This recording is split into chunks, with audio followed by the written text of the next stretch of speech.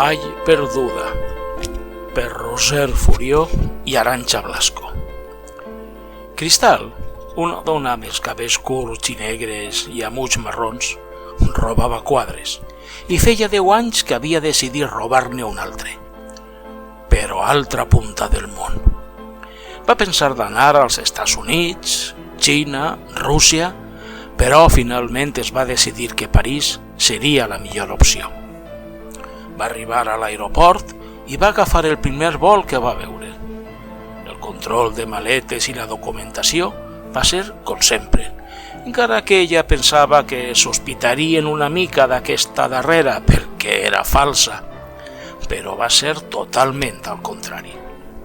Quan ja havia plegat a París, després d'un vol normal i corrent, va passar la nit en un hotel i l'endemà, a primera hora del matí, va agafar un taxi que la va portar al Louvre. Amb el carnet de restauradora i va poder accedir per la porta de servei. Recorregué sales interminables, plenes de cap a cap de quadres, fins que en veié un enorme que la va colpir, de vora 3 d'ample i com de 2 metres d'altura. Era un quadre d'una vall amb molts colors i tot ple d'arbres i flors menudes de totes les tonalitats. Era ben estrany perquè tenia com una mena de relleu i en la paret on estava penjat deia en roig en majúscules: «No passeu». Com que no eren encara les 10 del matí i no hi havia gent, li va passar subtilment el dit per damunt. Va sentir com el seu dit el traspassava. Decidida a descobrir què amagava aquell misteri, va ficar la mà sencera i va passar el mateix. Tot seguit, pensà que si la seua mà traspassava el quadre, el seu cos també podria fer-ho. Doncs va ficar una cama, va tancar els ulls i va fer entrar la resta del cos. Quan obrí els ulls, va veure el mateix paisatge que estava dibuixat al quadre. Podia tocar els arbres, les flors. Va estar caminant per aquella vall una bona estona i quan es va adonar que s'havia perdut, començà a cercar aquella paret que li havia fet de porta interdimensional. De sobte, va sentir com si algú o alguna cosa estiguera darrere d'ella. Es va girar i va veure un animal petit, un conill molt bonic que no feia res. Estava allí, aturat, mirant-la fixament. Ella es va espantar una mica. Va mirar darrere del conill i hi havia una paret, però era de diferent grandària. Era més estreta i per a passar havia de fer-ho agenollada. Li feia un poc de por, però havia de fer-ho. Quan hi va passar, no va fer-ho a la mateixa sala del museu on era el quadre. Cristal es va adonar que tot havia canviat. Res era el mateix. La bellesa que havia vist en traspassar el quadre, aquella que havia tocat i fins i tot olorat, havia desaparegut. Tot era diferent. Tampoc veia el petit conill. A Cristal la va envair una gran angoixa en veure que no havia tornat a la sala del museu i que es trobava no sabia on, però dins d'un malson del qual volia despertar. Per un moment va pensar que això que li estava passant era una broma pesada i de mal gust, tot producte d'alguna càmera oculta que havien posat per veure com reaccionaven les persones davant d'aquell impressionant quadre i ella havia sigut víctima d'aquesta broma. Paralitzada, es va quedar quan davant d'ella es van obrir 10 portes i en cadascuna d'elles van aparèixer 10 quadres que li resultaven familiars. A poc, Cristal es va arrimar a les portes i una a una va anar-hi escodrinyant i tocant aquelles obres d'art. Oh, Déu meu, són tots els quadres que jo he robat. Això no pot ser.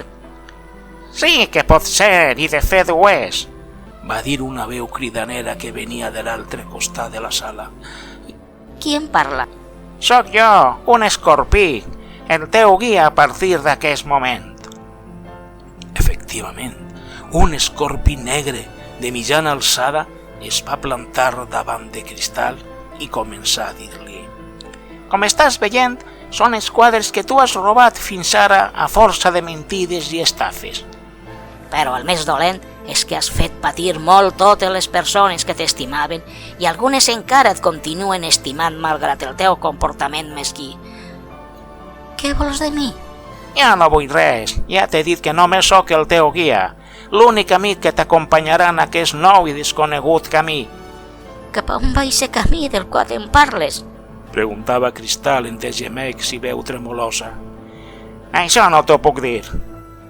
Anaven caminant en corrua. Ell, amb cara d'espant, seguia aquell animal horrible que sabia moltes coses de la seva vida. Passaren uns quants minuts quan, de sobte, una altra porta es va obrir. Però aquesta volta era una grandíssima porta que, en obrir-se, mostrava un paisatge farcit de muntanyes vermelles i camins, molts camins, com grans laberints per on transitaves moltíssimes persones cridant i plorant i feien un soroll insuportable. Quina calor que fa ací! Quin soroll! Estic atrapada en el temps! Tinc por no sé què i faig ací dins d'aquest malson! L'escorpí, amb un somriure ample i maliciós, va dir: Mira a veure si coneixes alguna de les persones que caminen per ací. Com puc saber si conec algú i si hi ha milers i milers d'ànimes caminant? Tu mira bé. Sí, ara veig dos amics meus, aquests que estan passant prop d'ací on estem nosaltres. Sí, els conec, però fa molts anys que els havia perdut la pista. Havien desaparegut de la meua vida. Cristal creia que tot això formava part del joc, de la broma pesada i que després tornaria a la sala del museu. Què fan ací? M'han vist? No, ells no poden veure ni sentir-te, no es poden girar, només caminen buscant el camí de la memòria. Ells també han causat molt de dolor per allà on han passat. No tinc res de res i vull tornar al museu. Tornar? Va riure l'escorpí. Cristal va començar a plorar desesperadament. Ja n'hi ha prou. Torna a dir-te que no entenc res. Ja ho entendràs, ja. Després d'una estona contemplant aquell horror, l'escorpí va dir de bell nou: Vinga, continua caminant, que es fa tard. Cap a on anem? Tu calla i camina. Vull tornar a la sala del museu. Obre't, porta dels hereus, va cridar l'escorpí. I la porta es va obrir de bat a bat i deixar a la vista un paisatge sense horitzó, una vall negra com la porta, plena de gors, coves i arbres sense vida, on feia molta olor a putrefacció. Què és això? Va preguntar Cristal, més aterrida i quasi sense força. Entra i calla. La dona va passar per davant del seu guia i, com un autòmat, hi va entrar. Però quan encara no havia caminat 4 passos, se sentia un gran soroll que va fer que es girara.